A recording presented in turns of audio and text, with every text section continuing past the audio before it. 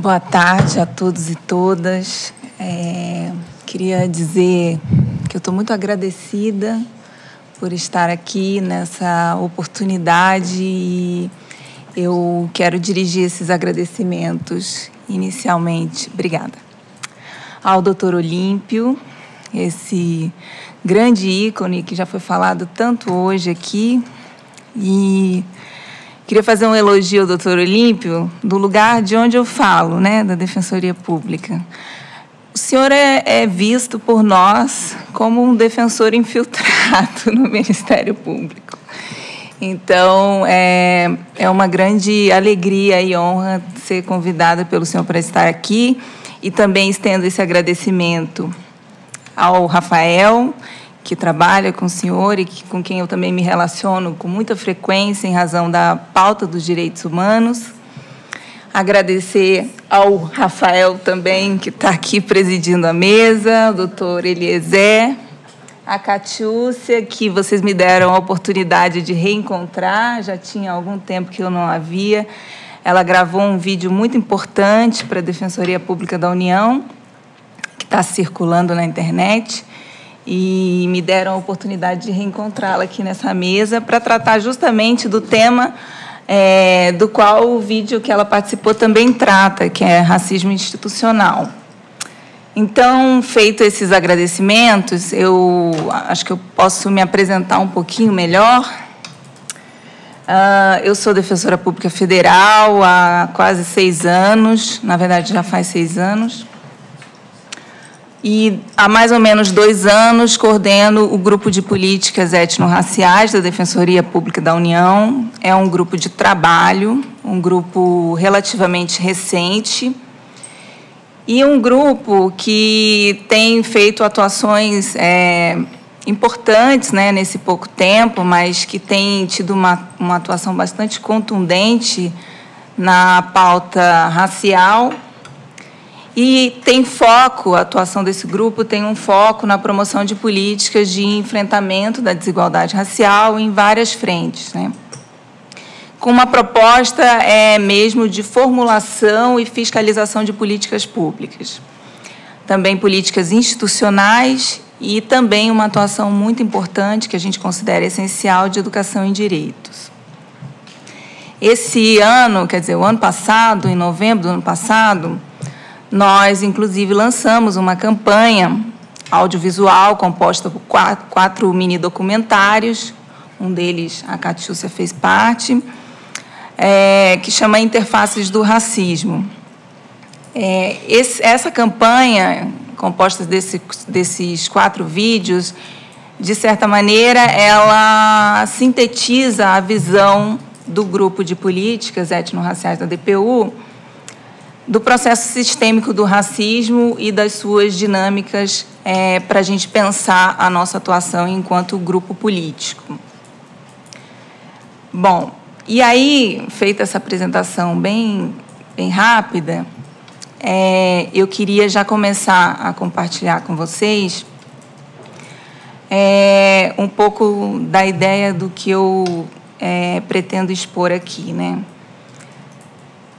Eu gostei muito da provocação temática, né, dessa mesa, que é racismo institucional no sistema de justiça, reconhecer para enfrentar, e eu acho que é essa mesma proposta, né? E aí eu começo pensando aqui com vocês, compartilhando com vocês um incômodo que eu tenho quando se trata dessa temática do racismo institucional, né? Me incomoda um pouco que as discussões crescentes em torno do tema, de alguma maneira muito estratégica e até numa tentativa de sequestrar a pauta, de uma forma muito sutil, não muito inocente e até que é muito peculiar, né, do ambiente jurídico, que tem seus sofisticados meios de lidar com as tensões sociais, se coloca, se analisa o racismo institucional muito a partir dos seus efeitos e menos em relação às suas causas. E aí eu fiquei muito feliz com a fala do Rafael, que já começou traçando uma ideia de racismo estrutural. porque é daí que a gente tem que partir, efetivamente.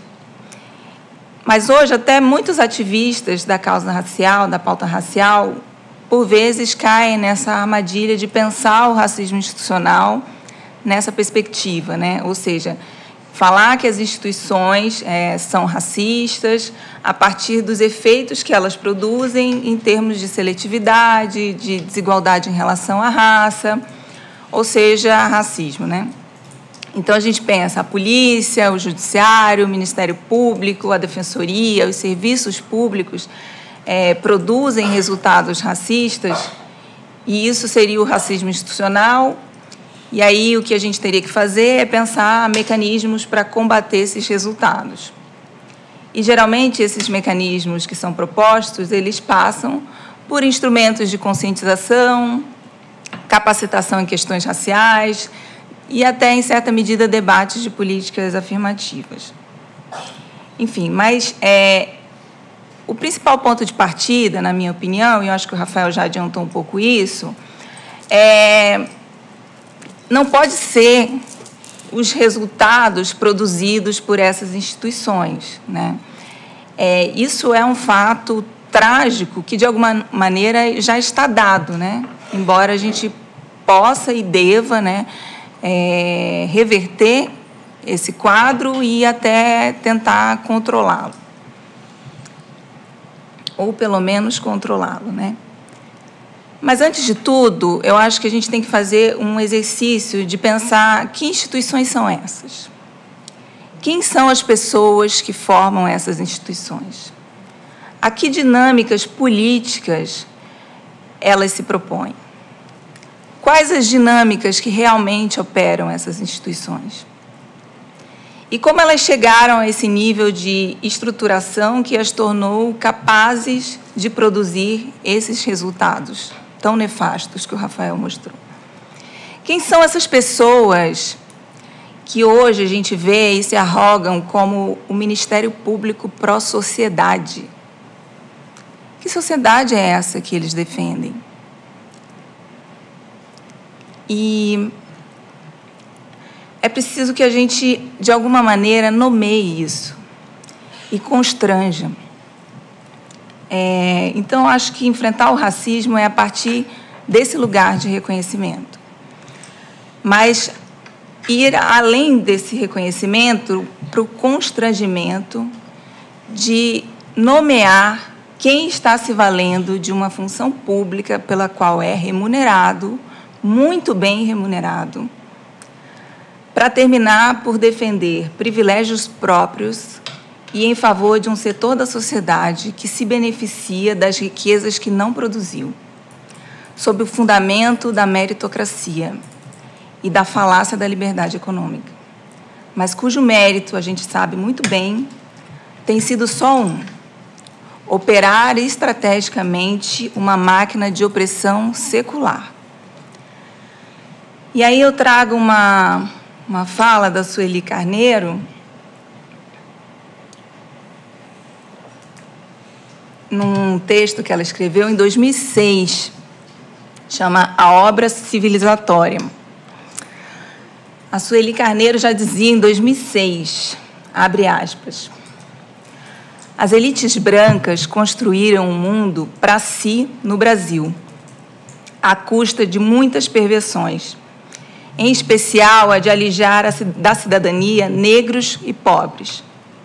No entanto, o embranquecimento das estruturas de poder da sociedade brasileira não resultou na criação daquilo que eles imaginavam pudesse ser a Europa dos trópicos.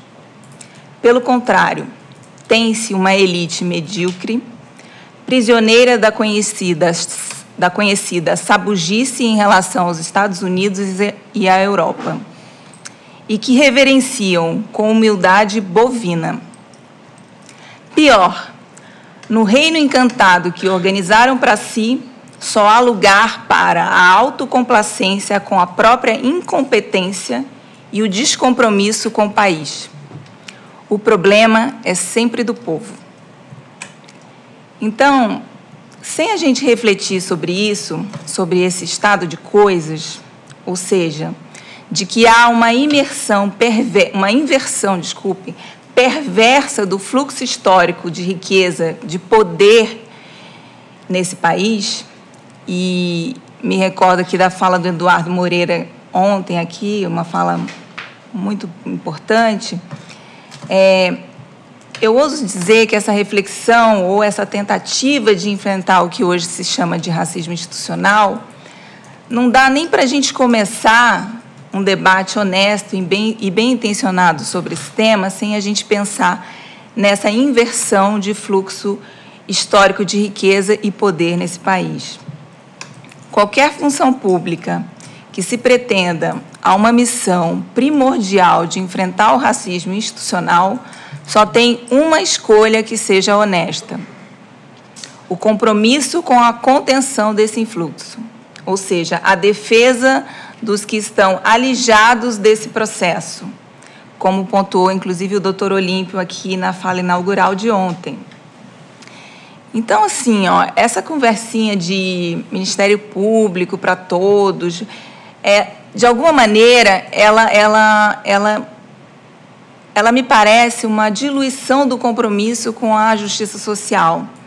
E é preciso tomar cuidado com isso, sabe? Por mais bem intencionado que a gente tenha, por mais bem intencionado que a gente esteja ao pensar assim, né? Porque só pode ser de todos se ninguém tiver excluído. E então a tarefa que se impõe antes de tudo é incluir. E aí eu queria colocar também na nossa reflexão hoje um projeto de lei que foi muito comentado essa semana, que foi apresentado por um grupo de parlamentares negros, que tenta, de alguma maneira, estabelecer parâmetros normativos para o enfrentamento do racismo institucional em âmbito público e privado. E o projeto é bem interessante, tá? O projeto traz alguns conceitos mais modernos, interessantes de abordagem. Eu até tinha separado aqui uns artigos para a gente comentar pontualmente, mas eu vou pular, porque senão eu vou me atrapalhar com o tempo.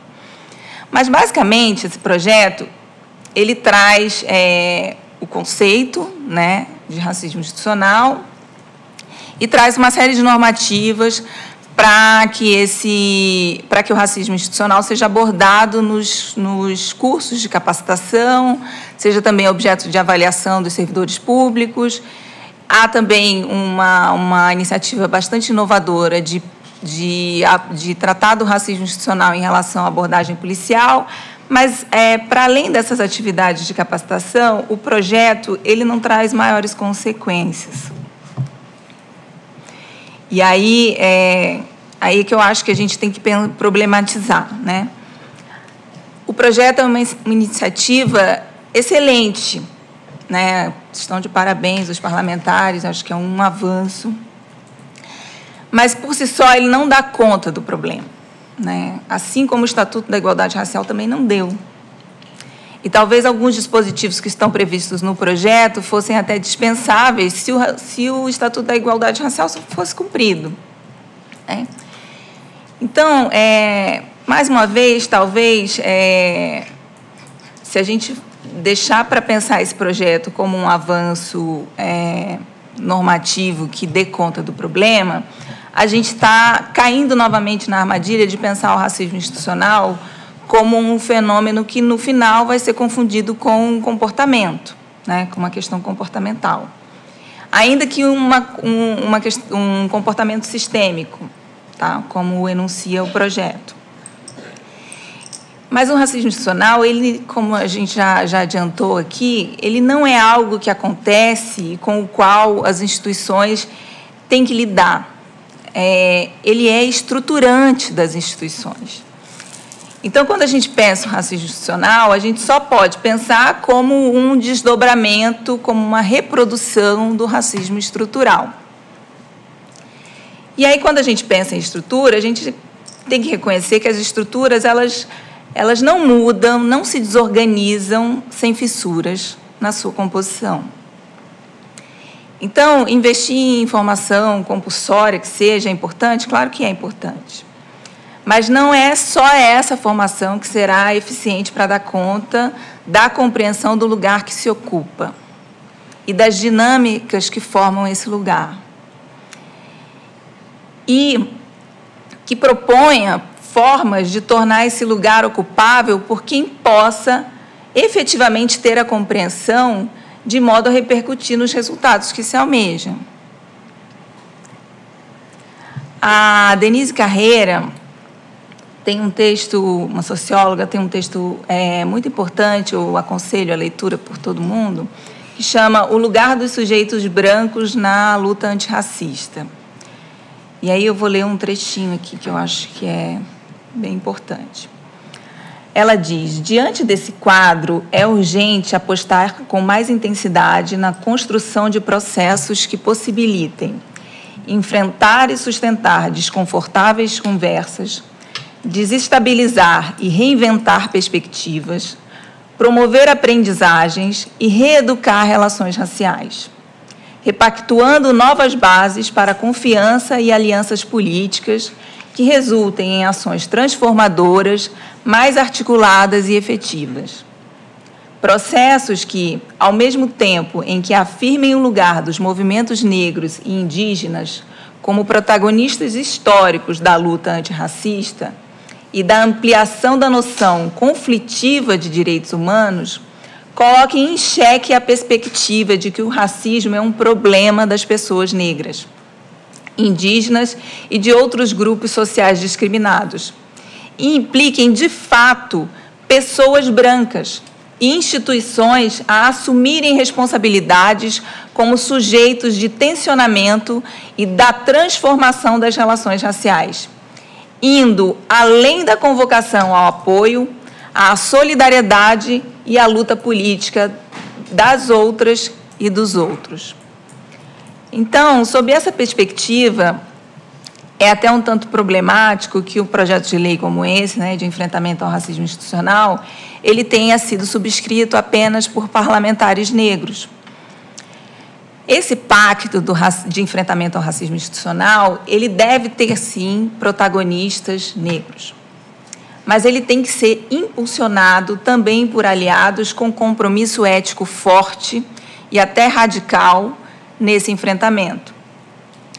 E é necessário compreender que a relação de conflito racial que resulta num comportamento discriminatório, ela não começa no agente que pratica a ação ou comportamento. Ele é, muitas vezes, o indutor, consciente ou inconsciente, de um processo estruturado e dinamizado pelos hiatos jurídicos intencionais, e esses hiatos eles se recriam constantemente a partir das tensões que vão os disciplinando, e na medida em que o sistema macro-opressor vai cedendo espaços para esse disciplinamento. E esse é o verdadeiro ciclo das reproduções sociais, que vai disciplinando os espaços de tensão, com concessões aqui e ali e deslocamento dos espaços de poder. Então, a gente tem que pensar em racismo institucional sobre um olhar mais ampliado dos espaços de poder, em que ele realmente se matricula nas instituições. Ilustrando um pouco isso, quem é que determina que um território periférico vai ser alvejado por fuzis do alto de um helicóptero? Quem assina essa política de enfrentamento? Será que, se a gente pensar em formar policiais sobre esses mecanismos que acionam o pensamento ou uma pressuposição racista, a gente vai evitar que esses resultados genocidas aconteçam?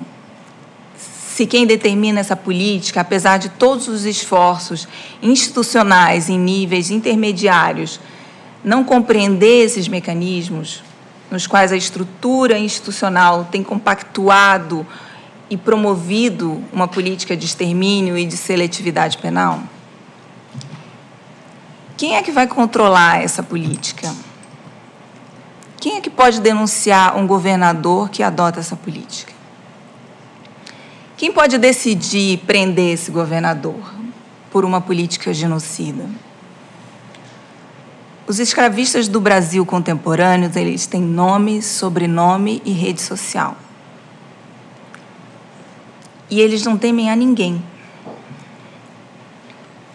Porque eles têm certeza que as instituições serão complacentes com eles em relação a essas políticas, como não são em relação àqueles que eles escravizam, que subjugam, que humilham, e que, quando nada disso dá certo, eles prendem e matam. Então, nada disso vai importar se não for bem assimilada a compreensão de que essa estrutura social que se reproduz nas instituições e se dinamiza através delas está assentada em uma lógica racista e segregacionista. Mas aí, acho que a essa altura do campeonato, vocês já devem estar se perguntando, mas e aí, Rita, esse problema tão gigante assim, tem solução? Não tem uma solução pragmática, fácil e de mera disposição anímica e normativa. Não tem.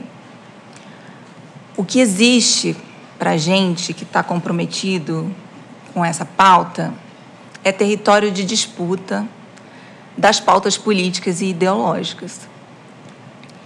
Um projeto de lei como esse é um grande avanço, mas é preciso ir além, é preciso disputar as práticas, é preciso disputar os discursos, disputar a formação do conhecimento e, mais especialmente ainda, disputar os espaços de definição dessas políticas e de formação das alianças com compromissos éticos fortes.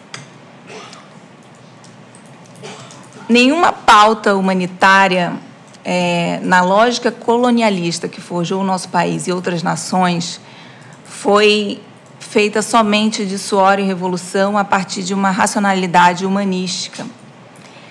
Isso é o que a nossa perspectiva eurocêntrica tenta nos fazer compreender.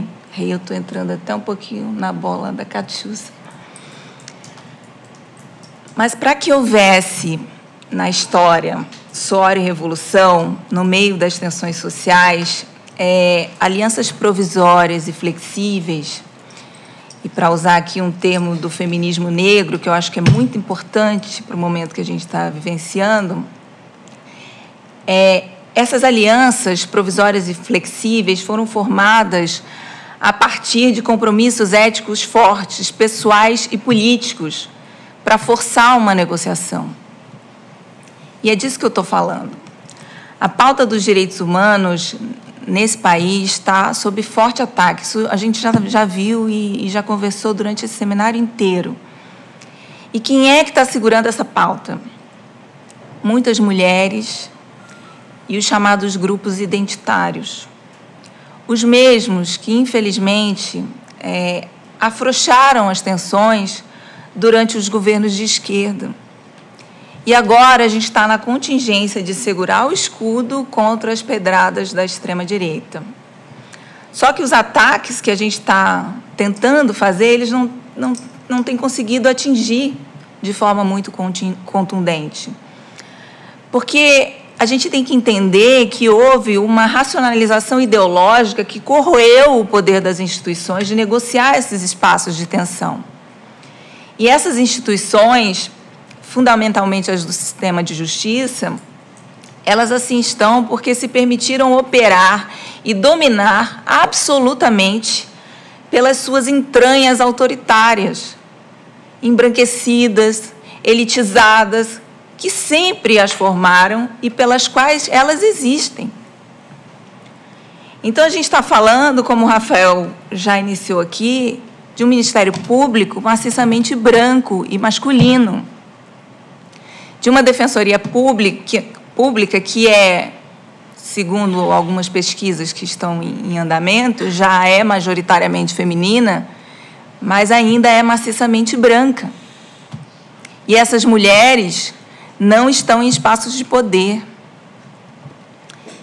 Então, a consciência disso é a consciência da branquitude institucional. É a consciência dessa branquitude porque nessas instituições tem o papel de proteção dos direitos humanos. E esse é o passo fundamental e necessário, mas ele não é só. É preciso um engajamento numa aliança de cessão de espaços para outra racionalidade de ação e de promoção de políticas. E é preciso, sobretudo, ceder espaços de poder, de definição das agendas políticas. Nesse espaço que eu estou falando, representatividade importa sim, e muito. Eu estou falando também de cotas, mas não apenas como uma medida de inclusão social, mas como um investimento estratégico e político nesse enfrentamento da desigualdade. Mas não só, tem que ser representatividade com poder, e por quem também tem essa agenda de racionalidade, porque sabemos que não basta ser negro para ter consciência e compromisso da centralidade da pauta racial. Não é ter um Hélio Negão do lado, para chamar de seu, né? Que isso, outro dia até ouvi no debate, achei interessante. Até o imperador do Brasil tinha um Hélio Negão para chamar de seu. Então, assim, quando a gente fala em racismo institucional, a gente tem que falar, sobretudo, da ocupação de espaços institucionais e o que isso significa em termos de funcionamento dessas instituições. E aí a gente vai entender que todo o catatonismo, a falência dos direitos humanos que a gente está vivenciando hoje, ele não é um estado de tragédia política.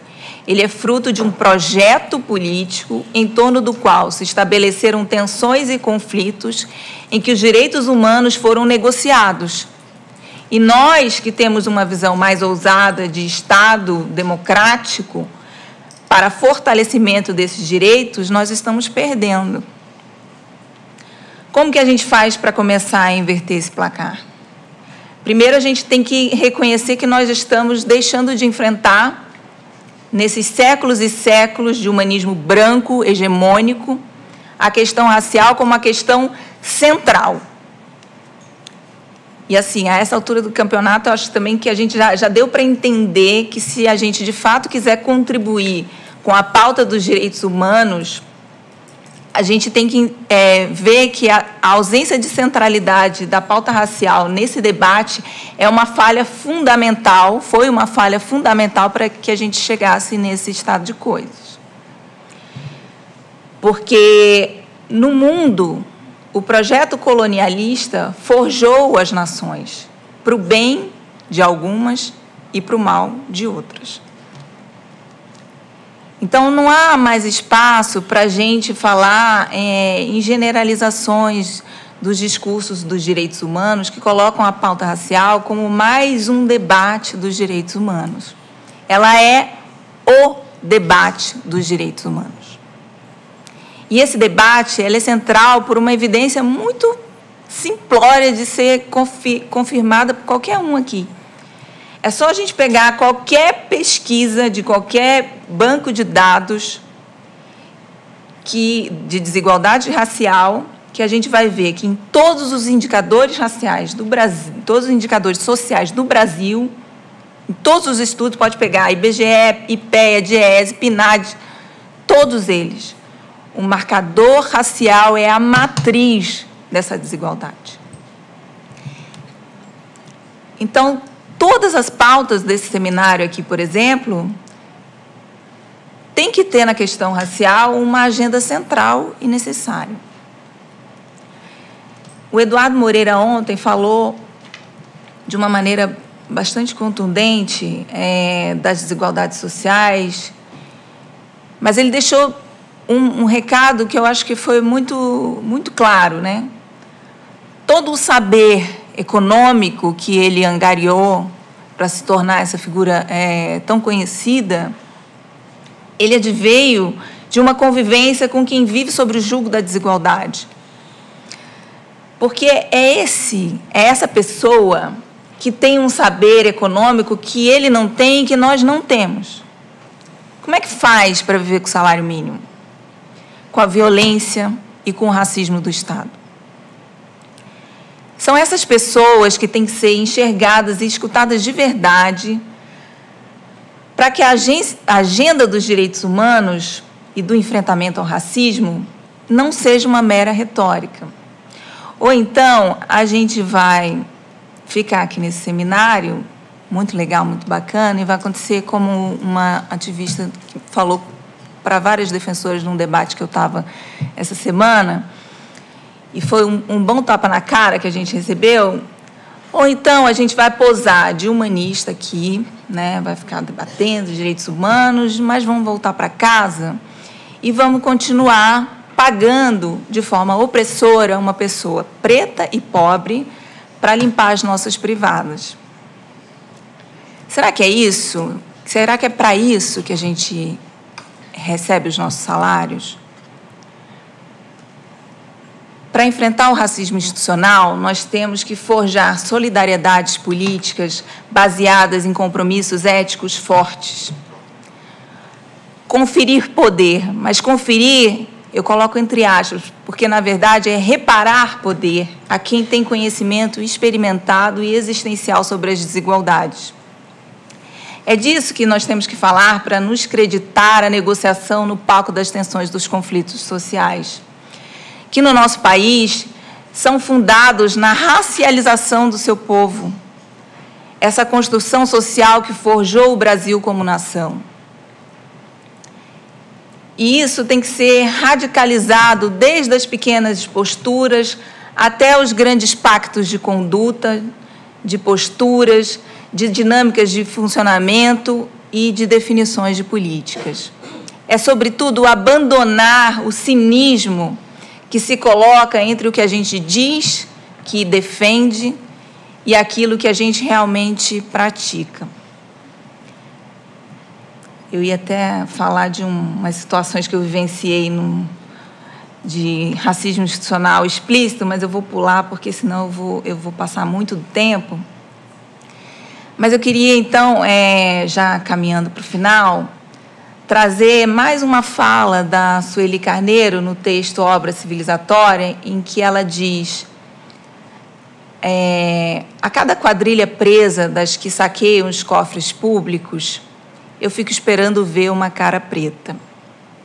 Nada. Esse é o primeiro saldo da obra civilizatória.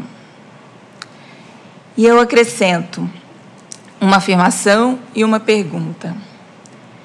Mas as cadeias, os presídios, elas estão cheias de caras pretas. Isso é obra de quem?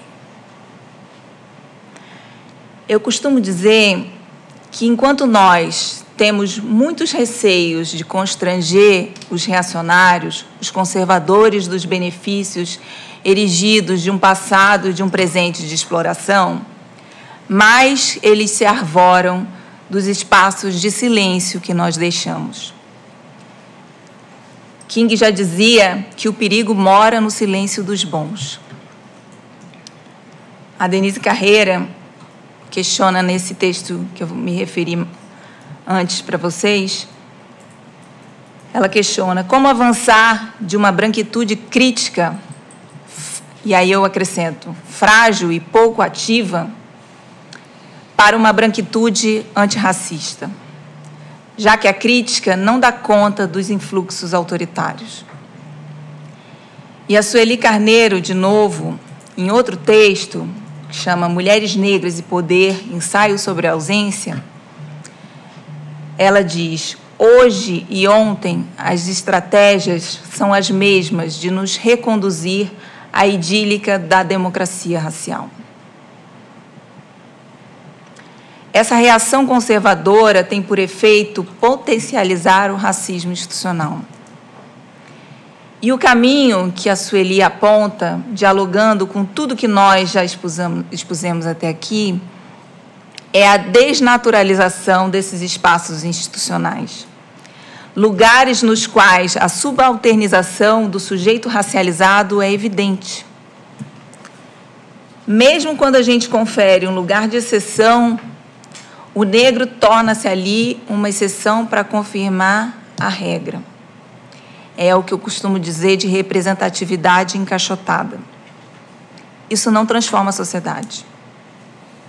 O que transforma a sociedade é a construção de estratégias que permitam a ocupação de espaços de poder a partir de alianças éticas fortes, que permitam fissuras nesses espaços institucionais, de modo a promover, de fato, um funcionamento contra os influxos autoritários, que são naturais e estruturais das tensões sociais.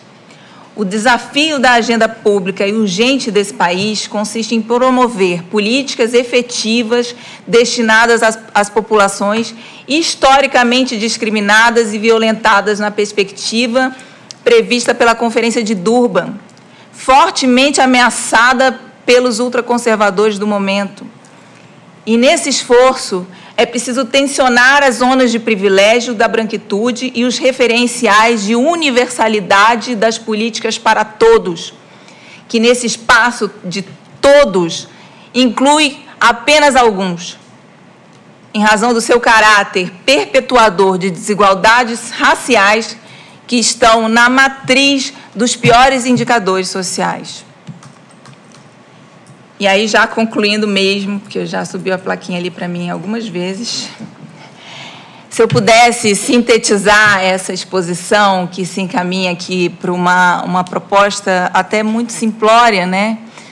Mas eu também costumo dizer que dizer o óbvio é o nosso vaticínio enquanto ativistas da causa racial. Reconhecer o racismo institucional é reconhecer que ele é a reprodução cínica das estruturas que determinam o que fazemos e como fazemos. E esse é o primeiro passo. O segundo passo é romper os silêncios e as conivências que perpetuam esses espaços de poder e de privilégios. E um terceiro passo é a busca intransigente de coerência ética das nossas práticas com a compreensão que nos leve a promover as fissuras necessárias nessa estrutura opressora que nós operamos. Era isso. Obrigada.